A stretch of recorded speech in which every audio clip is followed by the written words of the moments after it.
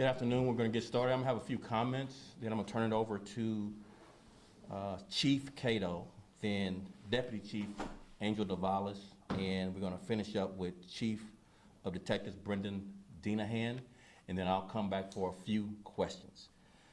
So far this year, the Chicago Police Department and its officers have seized 9,000 illegally possessed firearms and made over 4,000 arrests for illegal possession of firearms.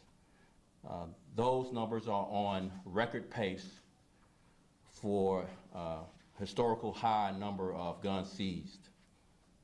In addition, Chicago police officers have conducted and closed out 25 criminal drug conspiracy cases that has led to over 1,900 arrests, 156 weapons seized. And these investigations focused on primarily 4 gangs in the city of Chicago: the Gangster Disciples, the Conservative Vice Lords, the Traveling Vice Lords, and the 4 Corner Hustlers. There are 12 pending ongoing investigations of criminal conspiracies in the city. There have also been 990 carjacking arrests. Of those arrests, 235 were for vehicular hijacking, 273 were possession of motor stolen vehicle, and 482 were for criminal trespass to vehicle. In addition, I wanted to highlight homicide clearance rates for the year so far is at 45%. Those clearance rates span across 5 area detective teams, and so between area 1 through 5, the clearance rate range is between 35% and as high as 69%.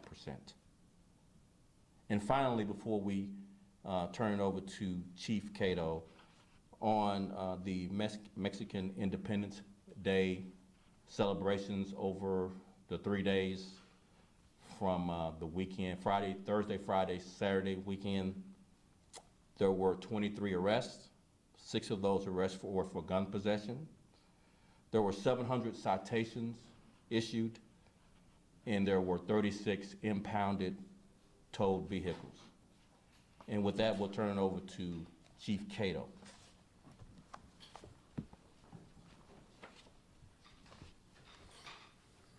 Thank you, Superintendent. Good afternoon, everyone. As the Sup spoke of, he spoke of some very important numbers here. Our goal is to zero in on those who are creating violence in our city. He spoke of 25 criminal drug conspiracy cases that are closed. These cases focus directly on the Gangster Disciples, the Traveling Vice Lords, the Conservative Vice Lords, and the 4 Corner Hustlers, with the idea of going after those who are responsible for the shootings in the city of Chicago. We are zeroing in on these gangs, and it's going to be a consistent effort and a collaborative effort. It's going to be a collaborative effort with those who live within our city. He spoke of some very important numbers, not only of year to date, and he spoke of the numbers of the last 28 days. Let's go over those numbers again. Let's highlight those numbers, because sometimes we lose focus of that. We lose focus of the efforts, tireless efforts that the police are doing out here right now. We talked about, for year to date, 2021 drug conspiracy case arrests, 1,935. Weapons recovered, 158. Recovered narcotics estimated street value, over 300 million. We're looking at recovered narcotics kilos, 5,140. Vehicle seized, 188. Now, in the last 28 days, 61 drug conspiracy arrests. 61 may appear to be a small number, but you have to think about the hours and the days and the weeks put into these cases. Not only that, working in collaboration with other outside individuals to actually bring these individuals under arrest. Then we look at weapons recovered during these conspiracies. Now, the number 7 may appear to be small, but we got to think about the time that's been placed into these cases. We look at the estimated street value in the last 28 days. 48,411. Recovered narcotics and kilos, 398. And vehicles seized. This is going to be an ongoing precision effort, nonstop under the superintendent's direction. And now we're going to be bringing on Deputy Chief of Office.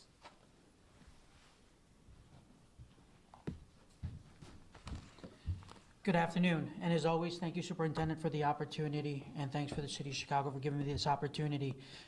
This weekend, in a recap, just to show that not only are we attacking crime reduction directly, but we're also supporting and advocating for the folks in the City of Chicago indirectly. We had 147 community engagements this week. 18 of those were this weekend alone. So I'm going to highlight two. And this past Saturday in the 6th District, the Gresham neighborhood, we saw communities come together. On the 9300 block of South Michigan, we were partnered up with Communities Organized to Win, and we held a backyard conversation. In this conversation, community members from their lawn chairs, they shared conversations, they exchanged ideas, they were made of resources, local resources, that could be there to help them when they are in need. In that conversation, we had members of the Southside command staff. So not only was Deputy Chief Larry Snelling there, Commander Sonora Ben, Commander Watson, along with other community resources there to speak to the members of the community.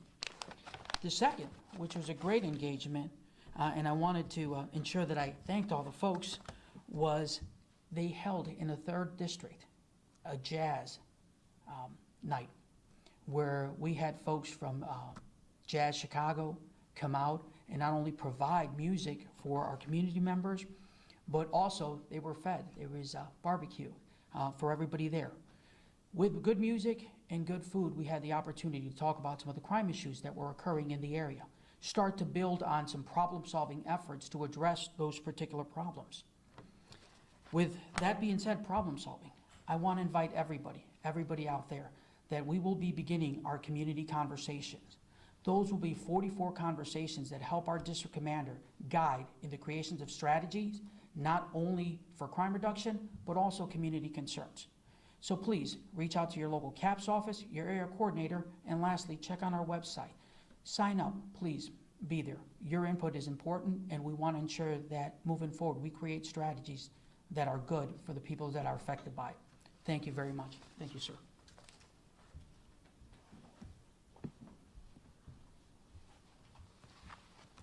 Good afternoon. I'm just going to go over a couple cases that occurred over the weekend.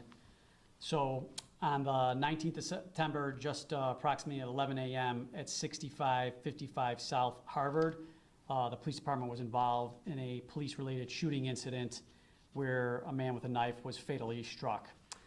This investigation is being led by COPA at this time, so I don't have further details on this one. I did want to talk about one case that involved our financial crimes detectives because we don't talk about them a lot, but there were several burglaries at a related health club, locker burglaries, and basically a financial crimes detective did a remarkable job. He was working with the suburbs. He saw a flyer of an individual that was responsible for these. He recognized that as a person that he arrested before for the same incidents, and he worked with the state's attorney's office and these other jurisdictions, and we were able to arrest the offender in this. He's been charged with 5 felonies, and we're hoping to charge him with additional cases as well. It was a great job by the detective recognizing him and coordinating, and it looks like this person may have been responsible for over 50 burglaries to health club lockers throughout the city and the suburbs. I know the superintendent touched on the homicide detectives and the work that they're doing. So on the 1st of August, we had a murder at just before midnight at 121st in LaSalle, and the detectives worked tirelessly on this case, and they charged 3 different offenders in this, the last one that got charged earlier this week. So once again, the detectives are doing a great job, and in a case like this, they didn't just arrest 1, 2, but they got all 3 offenders charged in this incident. Great job by Area 2 detectives. The superintendent also touched on the hijackings, and last week, while working with our federal partners, we were able to charge a 19-year-old man, and he's going to be sentenced in federal court for a carjacking that occurred in Uptown, where during the carjacking, he discharged a weapon, almost striking a young lady in the head as she was kind of trapped in the car. So working with our federal partners, we were able to charge this individual in that case, and we continue to work on, and I know Soup already covered all the numbers for carjackings. I'll turn it back over to the Soup. We'll take just a few questions. For the shooting, I know you said COPA's investigating that. Is there anything you can give us on the timeline of responding to that domestic incident and walking, if the shooting happened inside the apartment and exactly what happened? Yeah, it's obviously, we're careful in not, you know, investigating the police-involved shooting in the media. Officers have yet to give statements. There's things that have to transpire. There's ballistic tests. There's things to corroborate the statements that need to happen. But we will say this: it was a domestic incident we got called to, and our officers responded to the scene in a timely manner. Both the offender and the victim of the domestic were still on scene. And we really have to stop there. We do know our officer discharged their weapon. We do know the offender is deceased.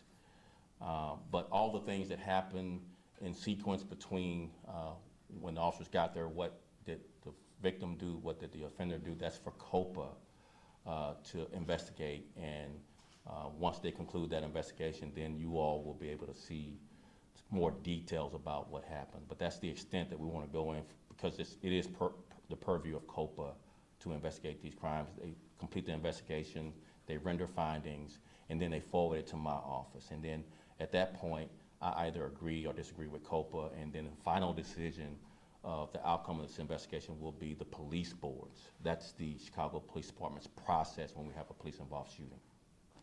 Yes? There was an arrest this weekend involving Alderman Kappelman. Yes. Now, he wasn't arrested. No. Someone else was arrested. Yeah. This is kind of, it seems like the third time that this happened, so I just wanted to get your thoughts on just what, from a police perspective, what do you think of him responding to constituent concerns in the way that he has in person? I think one of the things that is important to remember here is that Alderman Kappelman has made a statement, number one, about this. And so we'll defer to his statement on, and we won't give an opinion about this particular incident, because I think his statement will suffice to get whatever comments he'd want to make about what happened. We did make an arrest, as you know, and that arrest will be adjudicated through the criminal justice system. That's the extent of our comments. Superintendent, we were Yes. covering the shootings in River North over the weekend, and it seems as though violence is still kind of an issue there. There was 2 shootings and a stabbing within, I think, 3 days of each other, basically within the same, like, few blocks. We did try to reach out to the alderman on this, Brendan Riley. I know he had sent a letter to yourself and to the mayor at the end of August, asking for more boots on the ground, essentially. Have more officers been distributed down there, or has anything changed, or can you tell us anything about that? Sure, we made extensive comments about the River North issues for the past several weeks.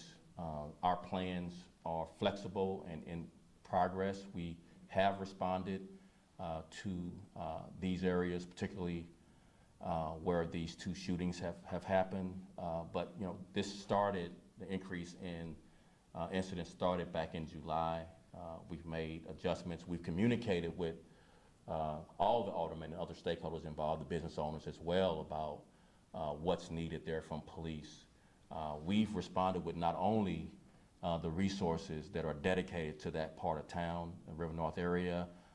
We also have the critical incident response team that's in that area, along with the citywide teams that's assisted in this area. So it's not a dynamic of necessarily just boots on the ground. It's about us being in the right place at the right time, using data-driven analytics so that we can make sure our deployments are where they need to be, and that we're flexible when, obviously, when the police are present, people move around a little bit, and that we anticipate where some of what's happening is going to, you know, kind of displace to as we deploy our resources. So it's been an ongoing effort, but we are in conversations with the aldermen, and we are in conversations and constant communication with the business leadership there. But it hasn't been a case of taking a number of officers from a different area and then deploying Yeah, I know that's been a narrative of we're taking people, officers from the districts and other areas of town to go.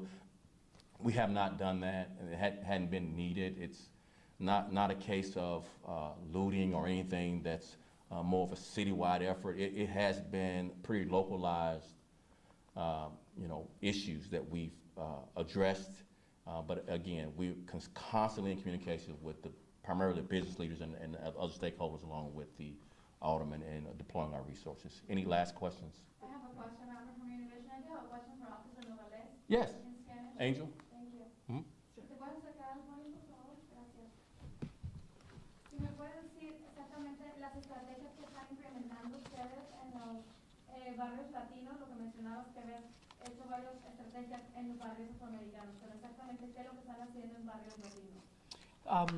Para la pregunta esa, ¿me puedes decir si estamos hablando de efectos comunitarios o si estamos hablando en efectos criminales? Criminales, para reducir el crimen en esos vecindarios. Sí, en cada área nosotros miramos las estadísticas que tenemos de incidentes que están ocurriendo. Durante ese momento, los comandantes se sientan y deciden qué son los recursos que van a necesitar para poder atacar ese problema particular. Durante ellos miran qué recursos tienes, pueden usar recursos como el CST Team, pueden usar recursos como los equipos tácticos para tratar de combatir esos incidentes. Pero en ningún momento estamos moviendo recursos de áreas latinas para moverlos para otros barrios.